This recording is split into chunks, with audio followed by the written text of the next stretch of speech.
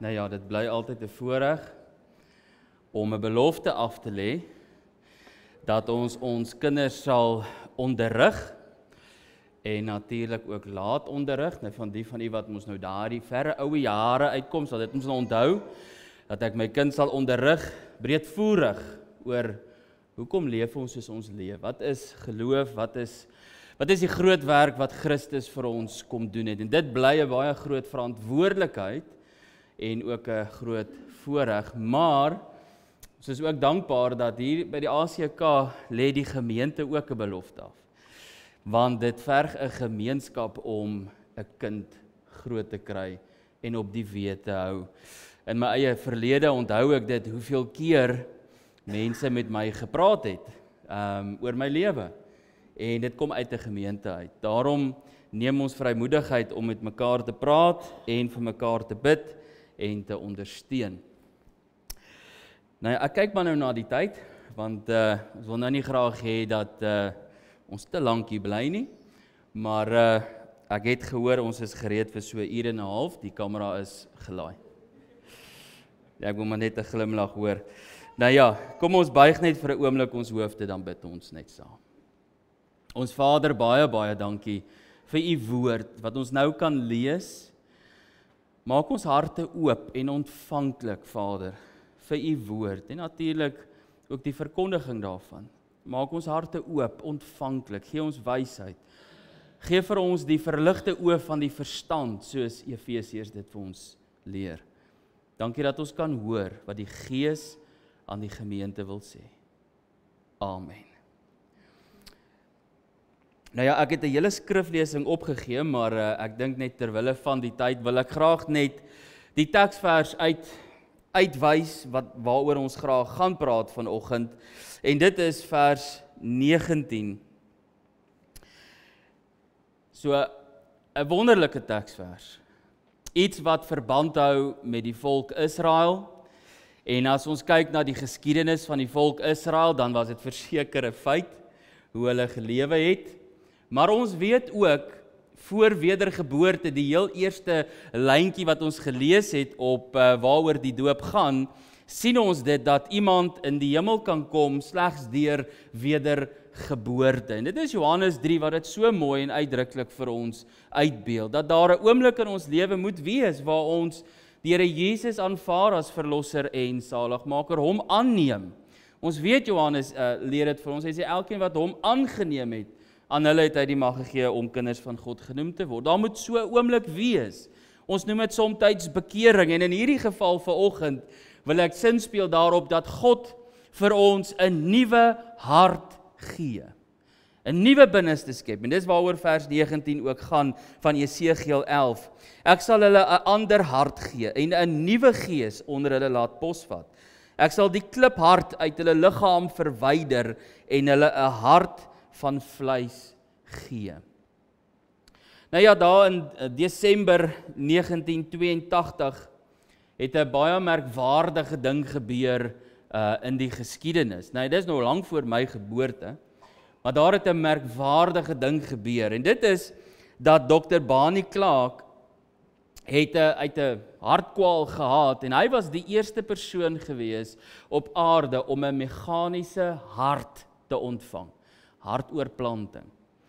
En vir 112 dae het hy geleef met hierdie meganiese hart wat hy ontvang het. Die chirurg was Dr. William de Vries gewees wat hierdie hartoorplanting gedoen het. En sinspeel weer op die hartoorplanting en ons gaan later weer terugkom na hierdie verhaal toe. Maar hy het 'n hartoorplanting gehad, 'n meganiese hart ontvang, wat ook net vir 'n tyd lank gehou het.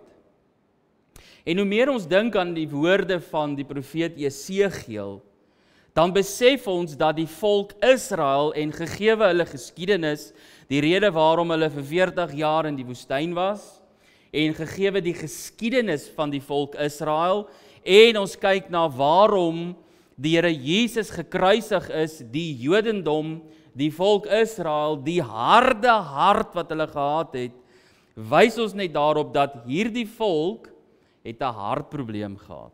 Hulle het 'n hartkwaal gehad. Nie 'n fisiese hartkwaal nie, maar 'n geestelike hartkwaal.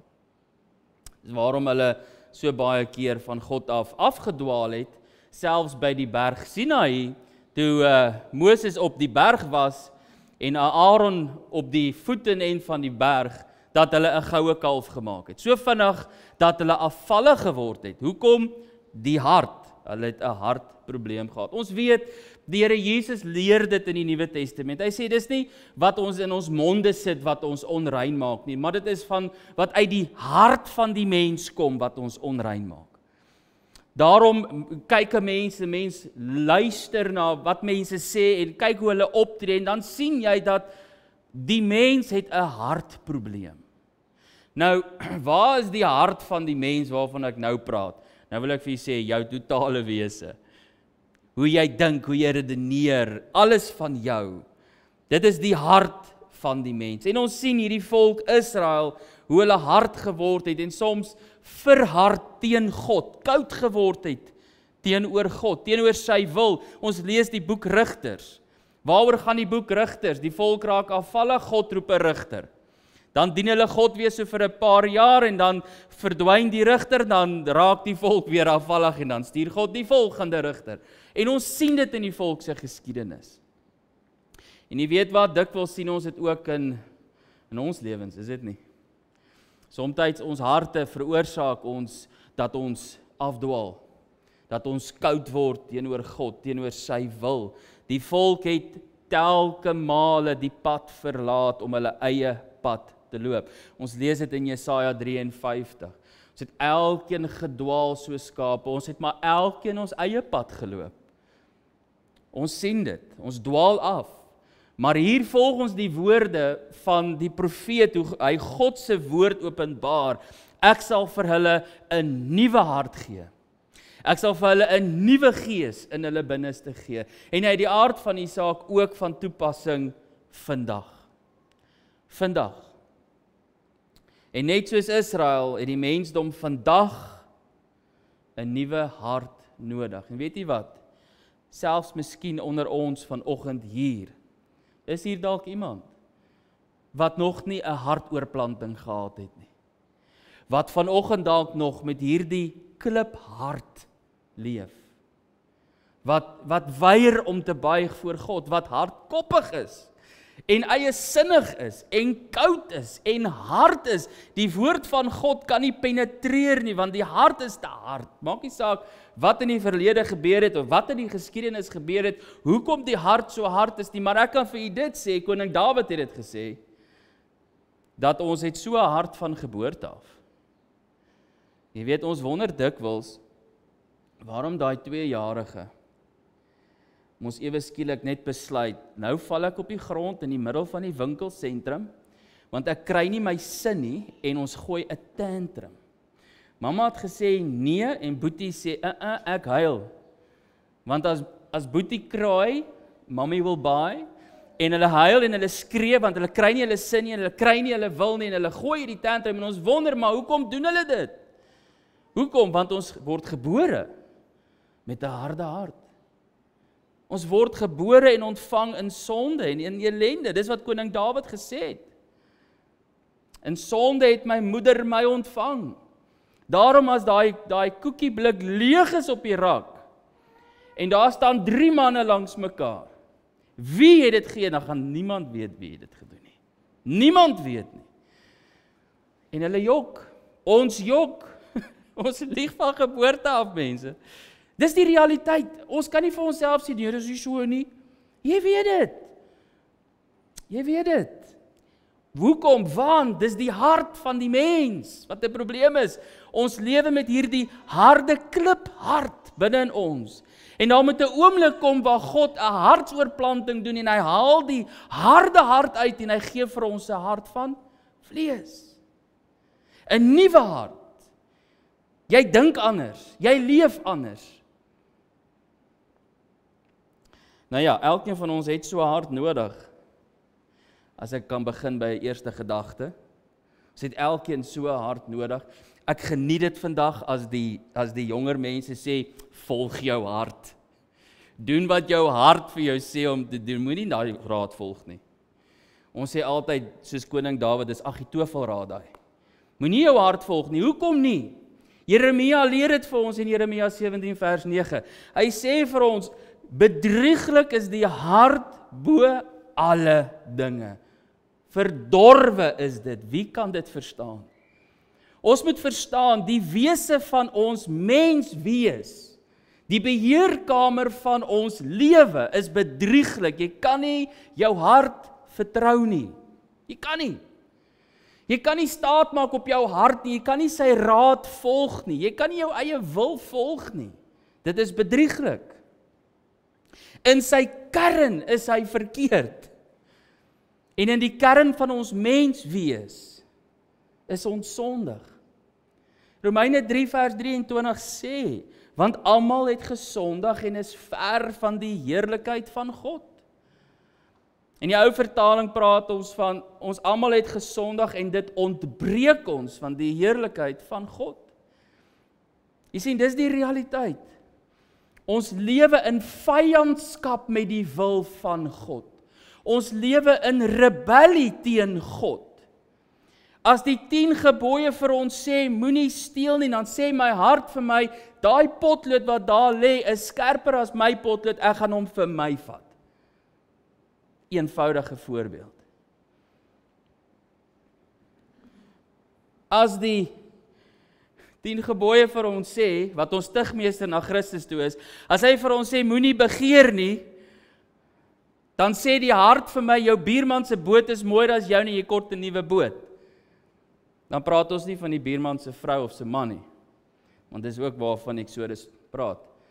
Moenie sy os of sy esel of man of vrou of diensknegt, wat ook al begeer nie. Dit is in die wese van die hart van die mens. En ongelukkig is die realiteit, daar is nie 'n uitsondering nie. Daar is nie 'n uitsondering nie. Ons word so gebore. Ons word so ontvang. En as jy aan dit dink en daai perspektief verstaan, dan verstaan jy in 'n mate die liefde van God, dat hy sy eniggebore seun gegee het, sodat wie ook al in hom glo, nie verlore sal gaan nie, maar die ewige lewe sal ontvang. Hy het sy seun gegee, dat ons kan vernuwe word, dat ons kan verander word.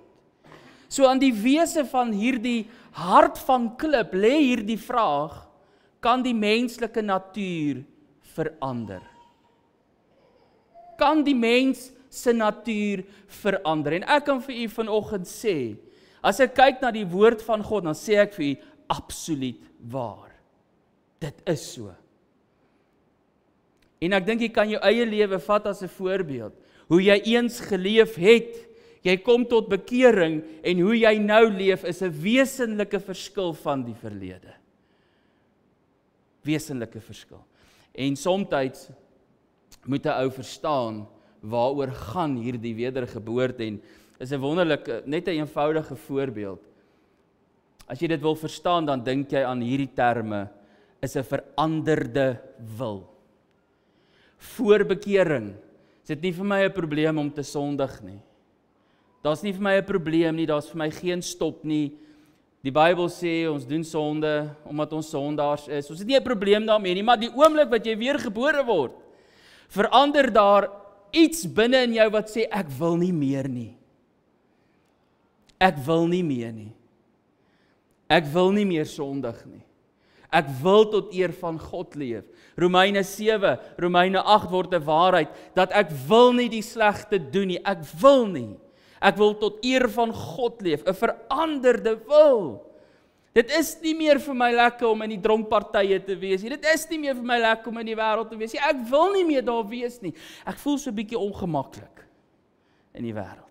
Dit is vir my lekkerder om tussen kinders van God te wees. Ja, liewe Jesus het maar ook sy spesiale kinders, jy weet, wat soms maar die dwaalweg kies en dit ongemaklik maak vir almal, maar ons is almal mens en ons is almal op pad na die ewigheid en ons is almal besig om gevorm te word en gelei te word. En jy weet die realiteit is, geliefdes, is dat ek kan nie myself verander nie. Al wil ek hoe graag.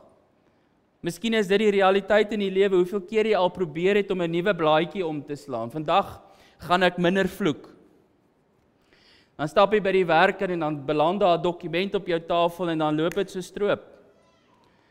Vandag gaan ek minder oordeel, vandag gaan ek minder veroordeel, vandag gaan ek minder dit, ek gaan nie en ek wil nie. En ek probeer myself verander, maar die realiteit is, ek kan nie, want ek kan nie my eie hart verander nie. Daarom dat wedergeboorte 'n bonatuurlike wonderwerk is van God. Jy weet in die herlewingstye, sal 'n paar van daai verhale 'n bietjie opdis een of ander stadium. As die myners tot bekering gekom het, in die baie ou jare, baie lank terug, wat nog donkies in die myne gebruik het, dan moes hulle vir die donkies maar laat gaan het, want daai myner tot bekering gekom, en dan verstaan daai donkie nie daai eienaar nie. Want hy het 'n nuwe eienaar. Hy het 'n nuwe mens. Jy sien, dis wat wedergeboorte doen. Hy maak van jou 'n nuwe mens. Dis wat God doen. Hy haal hierdie kliphart uit en hy gee vir jou 'n hart van vlees. So goed, so wonderlik, dat jou eggenoot jou nie eers sal ken nie. Wie is hierdie mens? Wie is hierdie mens? Dat selfs die kinders is verstom. Is dit pa? Is dit ma? Jy's 'n nuwe mens. So as ek dit nie self kan doen nie, wie doen dit? Vanuit God. Vanuit God gebore.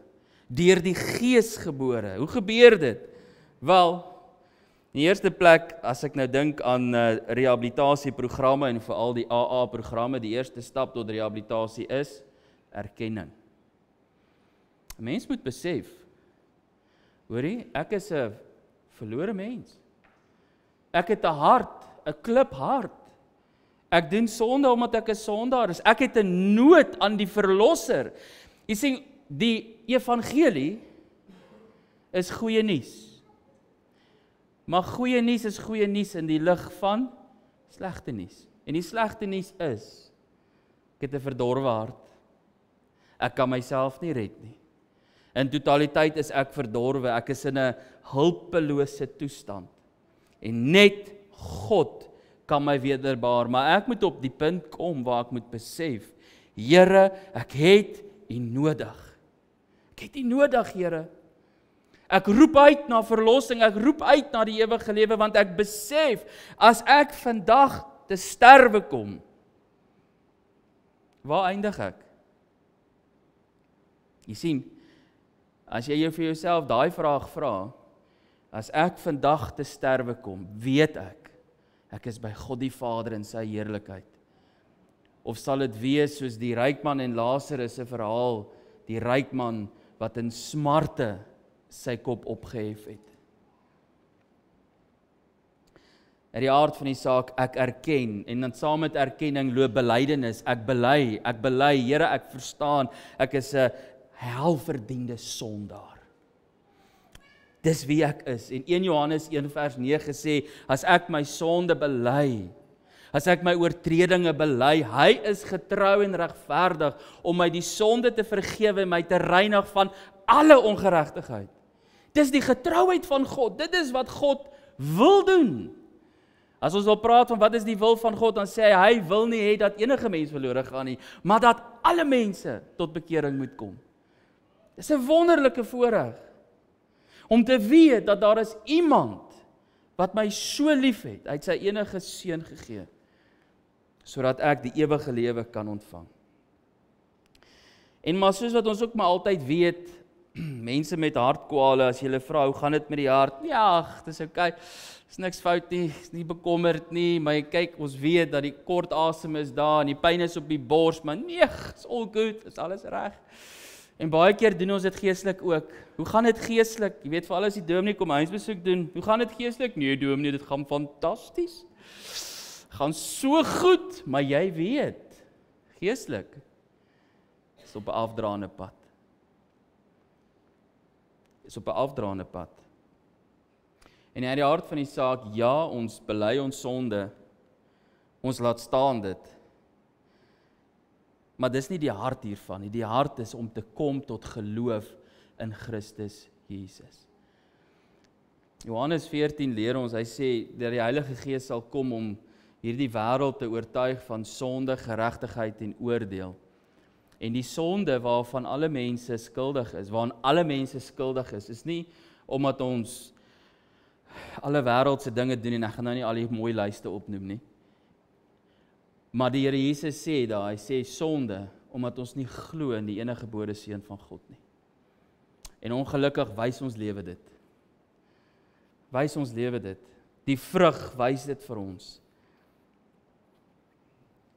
Maar as iemand aan Christus behoort, as iemand weergebore word, as hy tot bekering kom, dan sê 2 Korintiërs 5 vers 17, iemand wat aan Christus behoort, is 'n nuwe mens.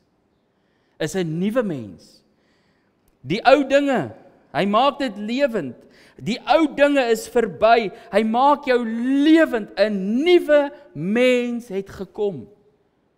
Die woord van God sê dit, as iemand in Christus Jesus is, dan is hy 'n nuwe mens. Daai hart van klip is uit, ek het 'n hart van vlees, ek het 'n ander gees binne in my. En ek wil God dien. Ek wil tot sy eer lewe. Ek wil. Dis nie vir my moeilik nie. Dis vir my lekker. Dis vir my 'n fees. Dis 'n heerlike voorreg om 'n kind van God te kan wees. Ja, dis stryd, maar dis lekker stryd. Die vrug daarvan is wonderlik. Dis nie maklik nie, maar dis moontlik. Maar ek het die sekerheid, ek het God in my hart, ek het God in my lewe. Ek het die lig van God in my. Ek is gewederbaar. Nie net om 'n one-way ticket to heaven te hê nie, nee. Nie om tot eer van sy naam te leef. Ek het 'n doel op aarde. 'n Nuwe skepping. Geliefde, is dit waar in die lewe? Dis 'n baie harde vraag, maar is 'n reguit vraag. Is dit waar? Het daar 'n oomblik in jou lewe aangebreek waar God daai hart van klip uitgehaal het en jy 'n nuwe mens geword het? En hoor wat ek vir u sê, jy sal weet. Jy sal weet. O, jy sal weet. Want sien, 'n nuwe hart bring nuwe lewe. Nuwe oortuigings, 'n verhouding met God. Jy sien, voor wedergeboorte is ek geskei van God. Ek is geskei van God. Baie keer as iemand vir my sê, maar weet jy wat, dominee, dit voel vir my ek bid teen 'n plafon vas. Dan sê ek, nee, jy bid nie teen 'n plafon vas nie, jy bid teen 'n muur vas. Want die woord van die Here sê vir ons, julle sonde het 'n skeidsmuur geword tussen jou en jou God. En jy weet wat, elke dag bou ons aan daardie muur, baksteen vir baksteen. En daai muur met wedergeboorte word in 'n oomblik afgebreek. God vergewe, God vernuwe, God maak jou vry. En hy maak jou 'n nuwe mens en jy kom in 'n liefdesverhouding met God. En jy het vrede met God wat alle verstand te bowe gaan. Nuwe lewe in God. In 2 Korintiërs 5 vers 19, net na die teksvers wat met ons praat oor in Christus is ons 'n nuwe mens, dan leer ons daar God, deur Christus Jesus is hy besig om die wêreld met homself te versoen. Deur wie? Deur Christus. Ek glo in hom, want hy is die weg, die waarheid en die lewe, en niemand gaan na die Vader behalwe deur hom nie. Geen ander geloof nie. Geen ander manier nie. Nie my werke nie, nie my mooiste werke nie, nie my geld nie, niks nie, slegs Christus Jesus. Hy is die weg, die waarheid en die lewe. En as ek in hom is, het ek die lewe. Maar as ek nie in hom is nie, het ek nie die lewe nie. Uit die aard van die saak is dit gemeenskap met God, maar is ook gemeenskap met ander veranderde mense. Met ander mense wat ook 'n hartoorplanting gehad het. Jy kan gaan Google, daar's 'n organisasie genaamd Mended Hearts. En dit is ook pasiënte wat hartchirurgie gehad het, en hierdie mense wat hulle doen is, hulle besoek en bemoedig ander wat in dieselfde situasie was as hulle. Hulle bemoedig hulle versterk hulle. En as jy dink aan die kerk, dan wil ek vandag vir julle sê, die kerk is nie 'n hotel nie. Kerk is nie 'n hotel nie, 'n kerk is 'n hospitaal.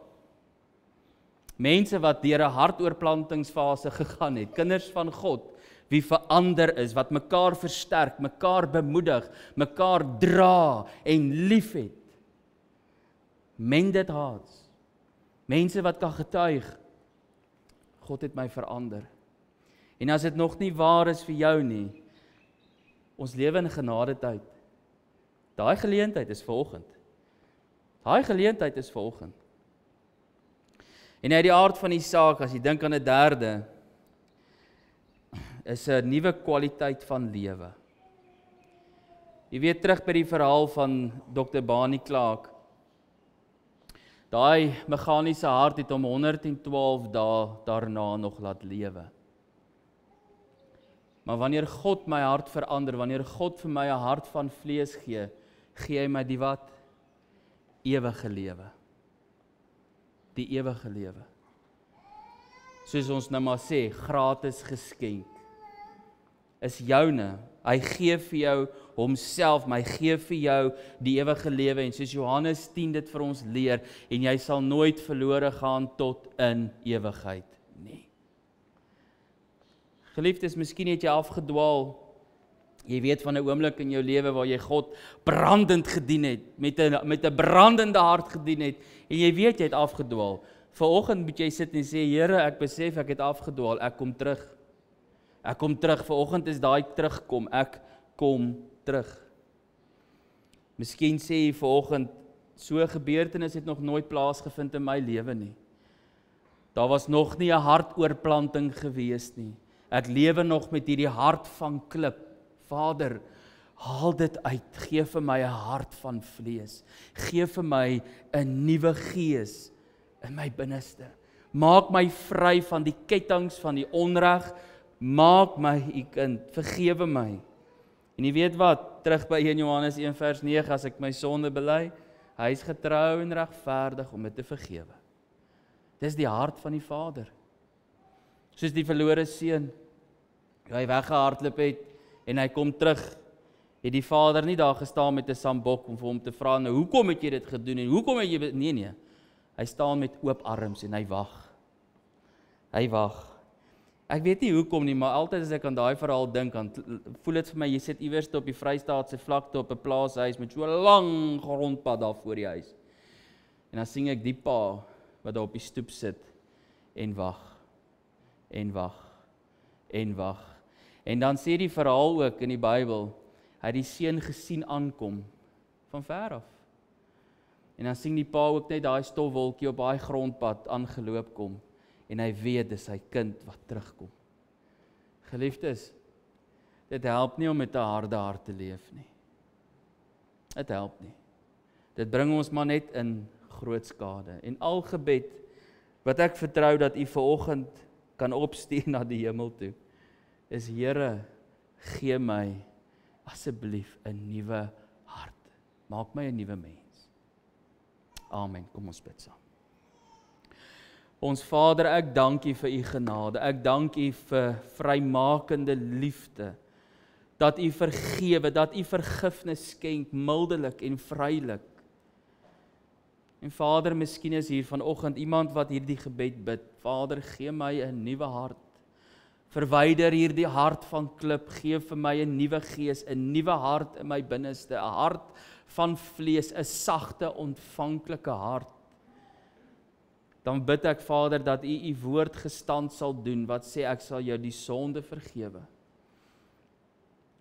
Vader, dat U die sonde sal werp in die dieptes van die see, soos U woord beloof. Maar Vader, ek dank U vir elkeen van ons vanoggend hier. Dank U vir U woord. Dankie dat ek weet dat die Heilige Gees sal voortwerk in ons harte. Ons aanbid U. Amen.